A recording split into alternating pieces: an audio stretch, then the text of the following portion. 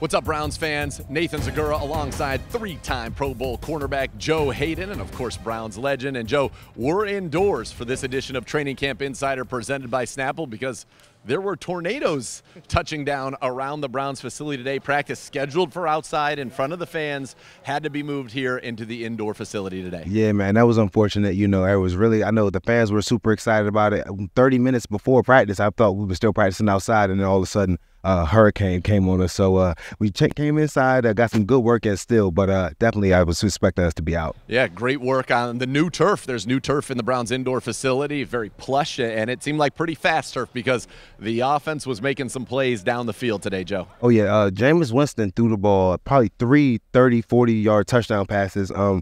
He was very, very efficient. He was in control of the offense, and he looked very comfortable out there. He certainly did. He started off with an under center, kind of the traditional play action shot play to Jalen Darden. Both of those guys, former Tampa Bay Buccaneers. It was a deep post Darden. That was a beautiful ball there. Darden, you noticed right on the release, he got the release, stacked up that corner, and then took off to the post for the touchdown. Big play action. They held up the pressure. As soon as I saw the inside release in the big post, safety was nowhere to be found, and he let it go. So it hit on time. Yeah, and Jameis also would find Cedric Tillman, who had a big day. Cedric Tillman for a deep touchdown, and then Tillman later with Deshaun Watson put a sick double move that had the Pro Bowl cornerback to my right here saying, oh my goodness. You saw it happening from a mile away. He ran a dig and go. So it was a cover 4. Safety jumped on the 10 and in, and then he double moved him for the touchdown. Again, these deep balls, they could easily be overthrown. They just hit him right in stride for a touchdown. So it's just, I was asking for it yesterday. I was like, I want to see some balls, some deep shots, and I saw a lot of that today. Yeah, you were asking for it, and you got it. Tillman, one of them was a cover 0. He beat that, and the other, you mentioned the double move to beat cover 4, but great balls from Winston and Watson, respectively. And then Jameis wasn't done. Hit Trayton Welch, the undrafted free agent tight end, on kind of a wheel route up the right sideline for another one of those long touchdowns. So some great plays for the offense here today, but the defense had its moments too. Yes. No doubt. MJ Emerson, number 23, pick 6 right in front of number 23. Yes, and that's where the D-line, the defensive line, and the cornerbacks are working together, because on that one, Watson had to throw the ball a lot earlier than he expected. Miles with a great rush, and then Emerson with the pick 6. It was great to see. Yeah, Mari didn't even have time to get his head around the ball. Had to be out so quickly. Myles Garrett can wreck plays, and at one point today, the coaches were like, okay, we get it. Can we run a play? Yeah. Like, he was just and I love the way he practices. He leads by example. He was running 70 yards down the field to touch the running back, and we want to make sure he saves those hamstrings. But just the effort, and if your best player is doing that, it just is.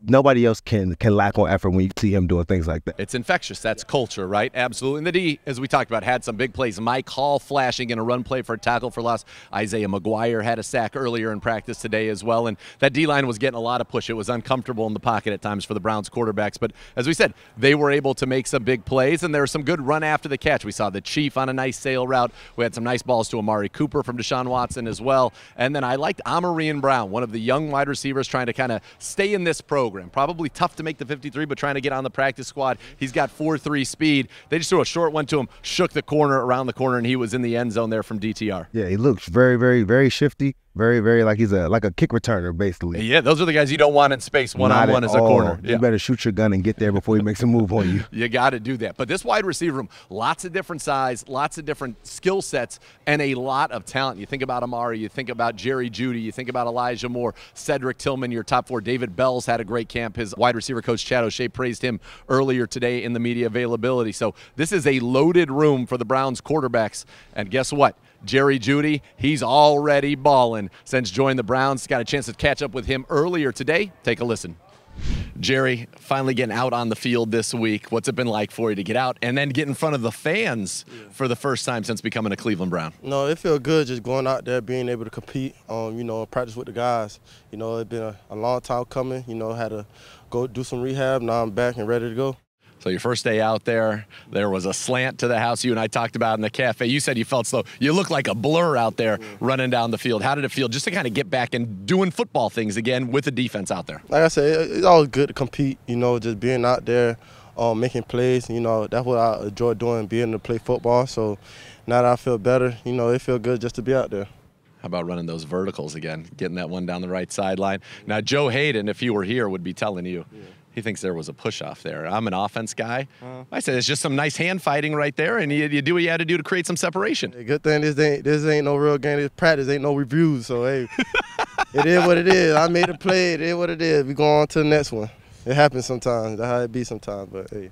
So when you get traded to a team, that means a team wants you. They want to bring you in. And you probably had in your mind, what it was going to look like. Well, now you've actually had a little bit of time, no games yet, but a little bit of time to be around your team, to know what it's like to be a Cleveland Brown. How has it matched up to maybe what you thought? Yeah, just like I had high expectation. I see the expectation achieving, just like with the fans, amazing fan base, how much people was out here yesterday. Just the support that we have from the fans. I already knew, even before I was a Cleveland Brown, playing at the stadium, just seeing how crazy the fans go over the Browns. So, that was exciting just to have the fans out here. And just the energy out here in general, the atmosphere was just amazing. And, just especially being out there for the first time, getting to really compete and see everything, and being home in Cleveland, practicing, it's what I expected. Now you can catch that full interview with Jerry Jeudy tonight at 9 p.m. on the Browns YouTube channel, youtube.com/Browns. And Joe, you've gone against Jerry Jeudy, and you notice that, man, he's a pretty good route runner. Maybe didn't always have the quarterbacks to get him the ball there in Denver, but he certainly will here with the Cleveland Browns. For sure. He has all the attributes. He has size, he has speed, he has stop and start. His route running is amazing. So I think with that, he has everything you need to be a top receiver. Sometimes the quarterback getting you the ball, you can't throw it to yourself also. So I think with him having capable quarterbacks, especially with Watson, I think his numbers will show how good he really is. Yeah, it's going to be exciting to see. And they've already got good chemistry, as you saw on his first practice on Sunday. They saw the defense right on a choice route turn into a slant, and they hit that for a big gain, and then the bomb down the right sideline. So that was great to see there with Jerry Jeudy. But the guy that, to me, that really has been kind of the star of this offseason on the offense is David Njoku. We were joking on the side today. Man, it'd be nice to be built like that guy. But he has been dominant out here. Whenever he wants to get open, he gets open, and he's catching everything thrown his way. For sure. His hands, his size, his speed, he's huge. You know what I'm saying? Like when we were looking at him, just the build, and he's very, very athletic. When he gets the ball, he runs like a gazelle. You would not see somebody that big being able to move that elusive. So he's just being able to, I could tell he worked hard this offseason. He came in fully ready to go. He seemed like his conditioning is good, so he's ready to ball. Yeah, he's held the angry run scepter. And I think when you think about David Njoku, now in his 8th year, which is kind of hard to believe, and he's only 28 years old, but he has a confidence about him. When, in your career, you come out as a first-round pick, similar to Chief, you had a lot of success right away, but at some point you just kind of get the confidence where you expect to be great, and then it kind of manifests itself on the field. I would say it took me probably around my 3rd or 4th year to when I really got my feet where I really got comfortable in the league, really got comfortable with the facility, just the city, and being able to just feel like home, what I'm saying? So when you feel like that, and now being able to get into the second contracts and knowing that you're expected to perform. Like, if we don't perform, the team doesn't win, and it's just something that you put on yourself. You want to be the best, so you take it very, very seriously, and I just see that in him, because that's when I got here, Joe Thomas was the guy that I looked at. Yep. It's a pro's pro. You want to be like those dudes, and like Joe Pantonio, Myles Garrett, and then we got David Njoku, those dudes that genuinely want to be the best. They come in here, they grind, they work, and then they expect it too, so it just all comes together. Yeah, you could see him putting in all the extra work on the side, making plays on the field, and guess what?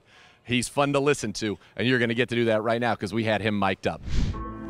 Ash, he be trying me like I'm a rookie or something, bro. I keep you humble, bro. Nah, all right. Go. As men, we got to lift each other up. God will keep us humble. We lift each other up, okay? He's going to be that head coach one day, man. He got to treat everybody the same. You got to treat the bench like the rookie. I'm not hearing that. Look where 8'5". Oh, that was bad when 8'5". That was me or the quarterback?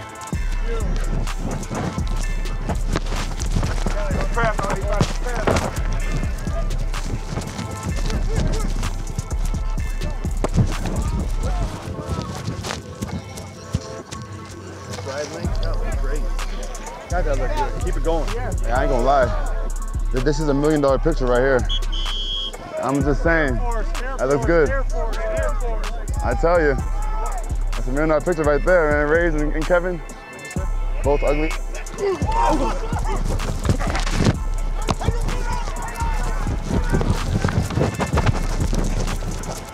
Good block, bro.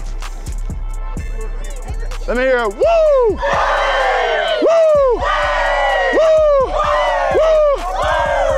That was pretty cool. Hey, let me get a yeah! Let me Hell yeah.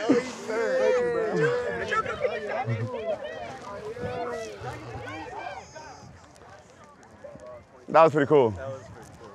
Woo!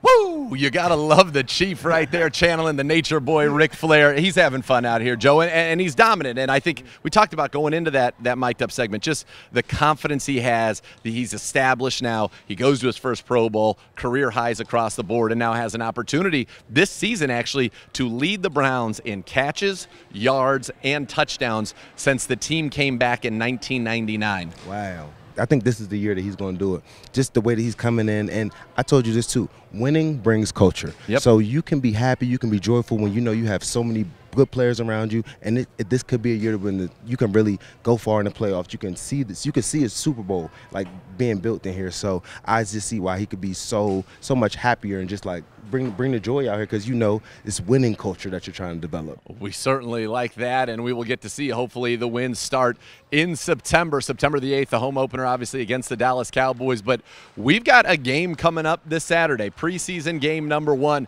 Day off tomorrow for the players. They practice 3 in a row, and then you'll come back Thursday, which really is kind of like a fast Friday, right, in the season, getting ready for a Sunday game. But in this case, it's a Thursday, getting ready for a Saturday. What do you hope to see kind of from this team after the day off, that last day of work really before the preseason opener? Just them being sharp. Just them being sharp. In and out of the huddle, no lapses in communication, no offsides, just very sharp practice. That's the basic thing you want to feel like you're ready to go into the game and penalty free. Well, that's what Joe wants to see, and we'll let you know if that's what he does see, because we'll be back with Training Camp Insider on Thursday, breaking down the Browns' final practice before the preseason opener. For the legend, Joe Haden, Nathan Zegura saying thank you for watching another edition of Browns Training Camp Insider presented by Snapple.